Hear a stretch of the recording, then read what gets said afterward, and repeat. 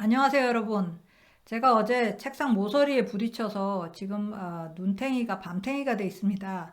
그래서 선글라스를 쓰고 있는데요. 자, 올해도 이제 얼마 안 남았습니다. 한 달여 남았는데, 그래서 세계 경제 전망이 요즘 속속 나오고 있습니다. 자, 오늘은 이 세계 경제 전망을 모아서 얘기를 해보려고 하는데요.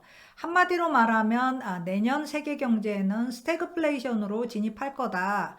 이겁니다. 자, 스태그플레이션. 그러니까 경제는 성장을 별로 못할 거고 인플레는 높을 거다라는 얘긴데요.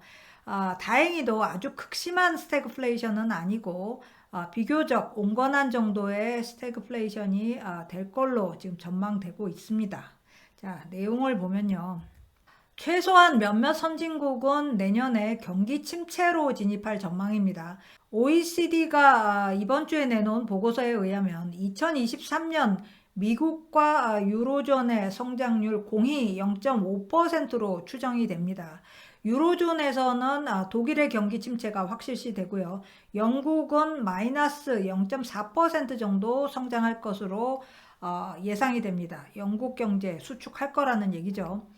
자, 그런데 글로벌 경제 전체로 보면 내년에 2.2% 성장할 걸로 보입니다. 자, 글로벌 경제를 전망할 때는, 성장치 전망할 때는 일단 글로벌하게 인구가 1%씩 매년 늘어납니다. 그래서 적어도 1% 넘게 성장을 해야 실질적인 성장이 이루어지는 겁니다. 그래서 2.2% 성장 그렇게 많은 거는 아니죠. 하지만은 그래도 성장은 성장인 겁니다. 올해에 비해서는 큰 폭으로 성장률 줄어드는 거고 또 코로나 이전 10년 평균 성장률보다도 낮습니다. 자, 그래도 이 성장률을 견인하는 것은 일부 신흥국들이 될 것 같습니다.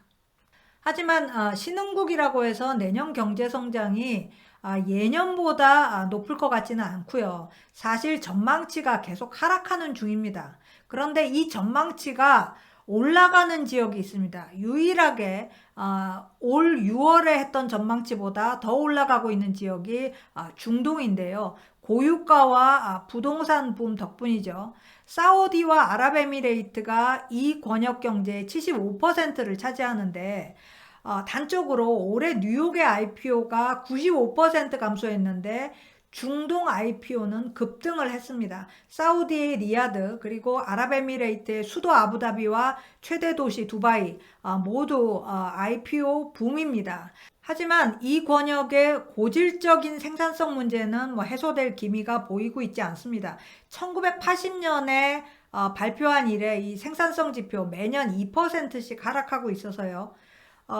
올해 말과 내년 유가 향방에 따라서 이 지역 경제 성장도 많이 달라질 수 있습니다. 자, 에너지 위기는 내년에도 계속될 전망입니다. 유럽의 천연가스 부족은 올 겨울보다 내년 겨울에 더 심각해질 가능성이 있는데요. 올 겨울이 비교적 온화해서 사실 큰 다행이죠. 현재 유럽 전체의 가스 저장이 상당히 높아서 평년의 10%만 가스를 절약해도 문제없이 겨울을 날 수 있다고 합니다. 올겨울이 추웠다면 유로존 전체가 경기 침체로 들어갔을 텐데 그렇지 않을 거라는 거고요. 하지만 내년 겨울이 다시 평년 기온만큼 추워진다면 침체에 도래할 것으로 지금 전망이 되고 있습니다. 그리고 중국이 내년에 코로나 봉쇄를 풀고 원만하게 경제 성장을 하게 되면 유가나 천연가스 가격 다 오를 거고 그렇게 되면 유럽의 에너지 위기는 더 심해질 가능성이 있습니다. 내년에 미국과 브라질의 인플레는 상당폭 하락할 것으로 지금 예상이 되고 있지만 유로존 인플레 같은 경우는 내년에도 계속 높을 전망입니다. 내년 연중 인플레 평균이 6.8% 예상되고 후내년에는 한 3.4%로 좀 낮아질 전망입니다. 인플레 하락 속도는 기대보다 느릴 것으로 보고 있는데요. 터널의 끝이 보이긴 하지만 이 터널은 굉장히 긴 터널이다. 이렇게 이코노미스트들이 얘기하고 있습니다. 그래서 전반적으로 인플레는 평소보다 높은 반면에 경기는 둔화하는 스태그플레이션이 나타날 거라는 거죠. 세계 경제는 올 한 해 내내 둔화했습니다. 하지만 원래 예상했던 것만큼 심한 둔화는 아니었죠. 전 세계 75%가 지금도 실질적으로 성장하고 있습니다. 하지만 미국은 올 4분기와 내년 1분기의 역성장 가능성이 높고요. EU의 역성장은 정도가 더 심하고 침체 기간도 더 길 전망입니다. 하지만 이 두 지역 모두 실업률이 낮고 또 초과 저축이 풍부한 덕분에 이 역성장의 고통이 그렇게 심하지는 않을 것으로 보입니다. 그리고 이르면 내년 4분기부터는 다시 성장할 것으로 전망되고 있습니다. 예, 하지만 문제는 지금 곳곳에 잠복해 있는 예측 불가능한 변수가 너무 많다는 겁니다. 이 변수들 중에 하나라도 폭발을 하게 되면 지금의 전망치는 다 무효화되겠죠. 지금으로서 세계 경제 성장의 가장 큰 변수는 중국의 코로나 봉쇄입니다. 만약에 봉쇄를 해제한다면 2.2% 글로벌 경제 성장 가능하겠지만 올 겨울에 리오프닝이 어렵다 이렇게 되면은 경제 성장률 더 떨어지게 될 겁니다. 그리고 우크라이나 전쟁도 당연히 변수가 되겠고요.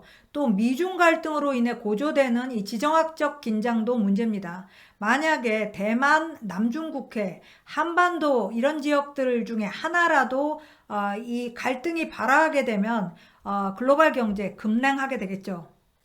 자, 이 스태그플레이션이라는 것은 특히 기업들에게 힘든 상황입니다. 인플레와 싸우면서 동시에 수요 하락과도 싸워야 하는 그런 상황이기 때문이죠.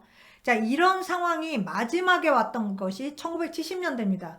그러니까 지금의 기업 경영자들은 이게 굉장히 생소한 상황입니다. 올해는 주로 인플레와 싸웠습니다. 그런데 지금부터 해서 내년까지는 수요 하락과도 싸워야 된다라는 얘기입니다. 인플레와의 싸움에서는 보통 두 가지 방법을 사용하는데요. 첫 번째가 비용 절감이고 두 번째가 이 비용 상승분을 소비자에게 전가한다. 그러니까 제품 가격을 인상한다. 이 방법입니다.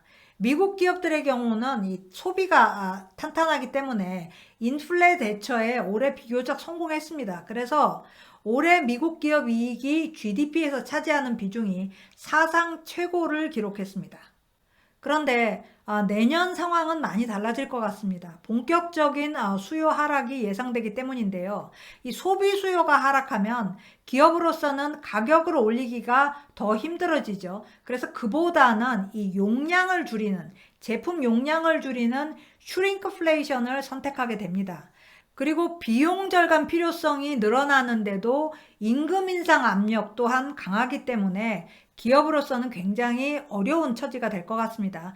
감원 압력도 심화되겠고요.